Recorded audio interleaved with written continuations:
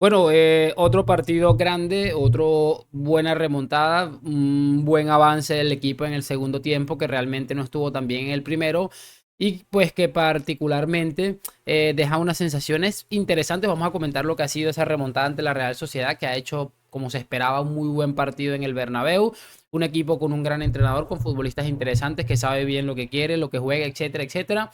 Vamos a ver por qué en este video, lo de siempre, vamos a comentar lo que ha sido esa nueva remontada y victoria del Real Madrid que le mantienen el liderato. Lo que seguramente era uno de los partidos más complicados, si no el más complicado de estas 3 semanas que se vienen absolutamente intensas. Así que no me voy a enredar muchísimo más. Acompáñame hasta el final de este video porque también me gustaría saber tu opinión en los comentarios. Y sin mucho más cuento, arrancamos.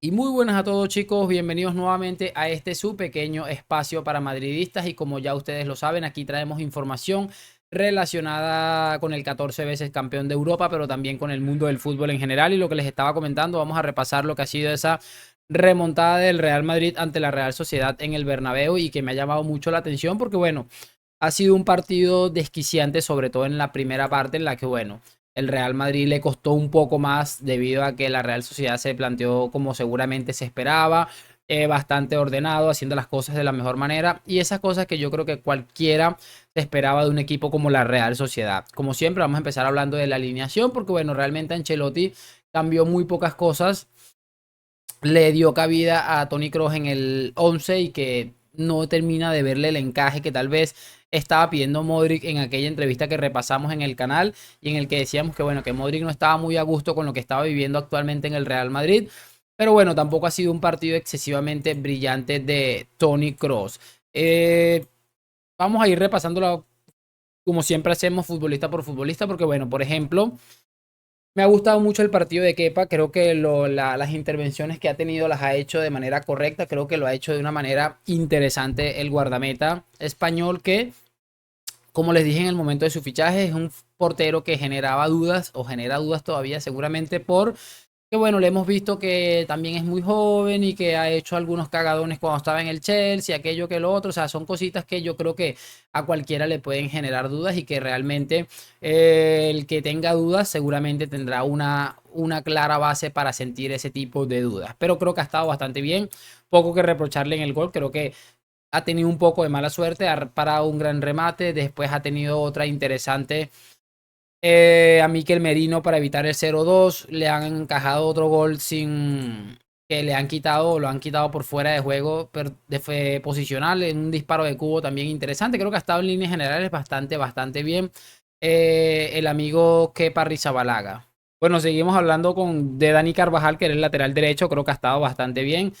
Creo que pierde un poco la marca en la jugada del gol. Creo que ha tenido algunas desatenciones seguramente, pero creo que también ha remontado y ha empezado muy bien la temporada de Carvajal. Lo comentaba en mi cuenta de Twitter en el partido que medio vi de la selección española de fútbol, que bueno, que Carvajal ha empezado muy bien la temporada.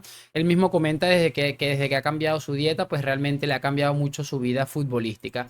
Rudiger está en esa posición, creo que inamovible desde la lesión de Militao y creo que lo está haciendo bastante bien, al igual que toda la defensa, ni hablar de Álava. Han sufrido muchísimo por las jugadas de cubo, creo que faltó apoyo del centro del campo para intentar frenar ese envión que tenía Cubo en el primer tiempo, que creo que ha sido lo más difícil de contener. Y realmente creo que en líneas generales estuvo bien, a excepción de algunos minutos que también estuvo un poco desacertado. David Álava, bueno, creo que ustedes me han escuchado decir alguna vez que Álava ha bajado mucho su rendimiento si lo comparamos con la temporada en la que ganamos la Champions, pero bueno, ahí ha tratado de reponerse, al igual que el equipo en el segundo tiempo estuvo mucho mejor que en el primero, que se le vio sufrir muchísimo con las entradas de nuestro amigo Taque Cubo. Por el lateral izquierdo, pues Fran García, Cubo le estaba haciendo un traje en el primer tiempo, las pocas ayudas de Cross, cuando pocas veces entró a ayudarle, quedaba también muy mal parado Toni Kroos, pero sin embargo el lateral se terminó reponiendo al punto de que termina prácticamente siendo decisivo. Fue nominado al mejor del partido, 2 asistencias.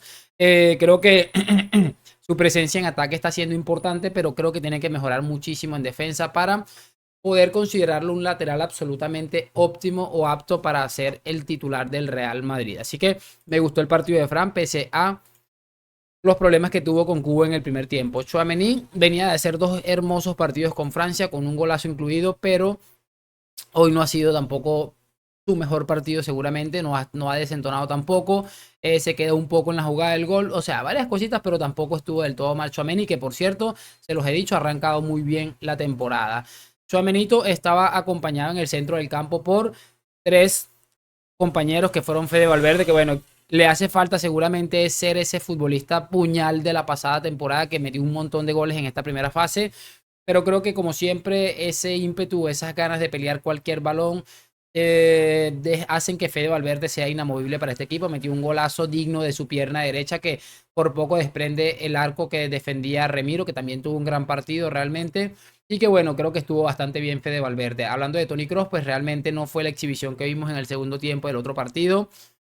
Creo que le ha costado un poco más porque el partido fue un poco más frenético de lo que a él le gustaría seguramente y no tuvo en ningún momento control del partido, que seguramente fue la idea de Ancelotti colocar a Kroos para intentar llevar el tempo del partido, que seguramente esa era la idea de la presencia de Kroos en este 11 inicial.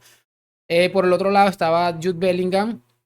Jude Bellingham, como les digo, no ha hecho el partido que nos viene acostumbrados a vernos seguramente. Ya contra el Getafe se le dio un poco más relajado, sin embargo, también se ve que está todo, cada vez tiene más peso sobre el ataque. Estuvo a punto de meter otro gol de una gran jugada que hace Brahim Díaz y Alex Remiro saca un manotazo espectacular, pero creo que no ha desentonado tampoco. Particularmente creo que lo hubiera sacado antes porque parecía estar cansado, los partidos que viene con el Real Madrid, lo de la selección, creo que yo particularmente seguramente lo hubiera sacado porque no estaba haciendo el partido brillante que le hemos visto a Bellingham.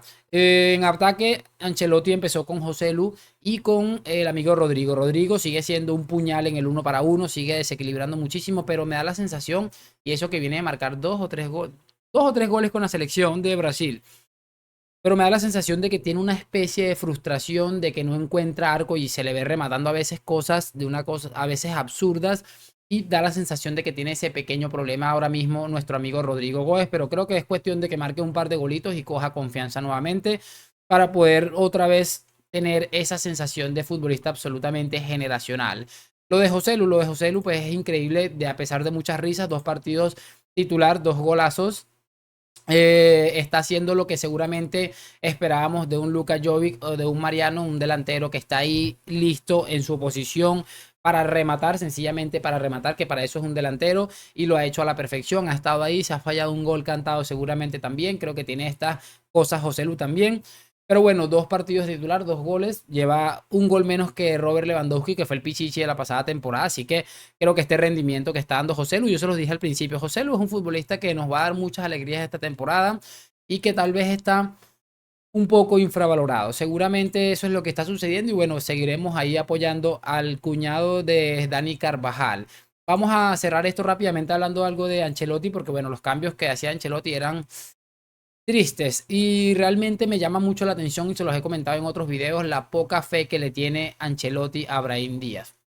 Nada más entrarle el otro día se marcó un jugador que casi se marcó un golazo. Otra vez le dio creo que 4 o 5 minutos, una cantidad insuficiente de minutos para un futbolista que era prácticamente inamovible en el 11 del Milan. Y bueno, demostró que tiene mucha calidad para aportar mucho más a este equipo que 5 minuticos. Estuvo a punto de cederle un golazo a Bellingham, que repito, Remiro terminó sacándole de manera interesante. Lo importante es que bueno, se están sacando los partidos adelante.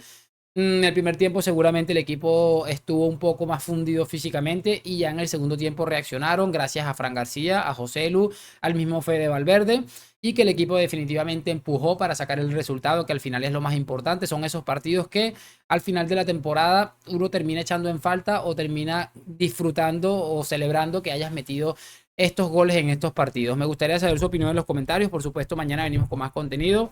El equipo sigue ahí, líder, y por supuesto esperamos que se mantenga el nivel. Pues obviamente hay que subirlo porque creo que hay muchas cosas que están todavía mal, pero por lo menos que se mantenga esta capacidad de sacar los resultados adelante, es que al final cuando las cosas no van tan bien, siempre es importante sacar los 3 puntos. Lo de siempre, gracias por acompañarme, like, suscripción a la Madrid, nos vemos en un próximo video.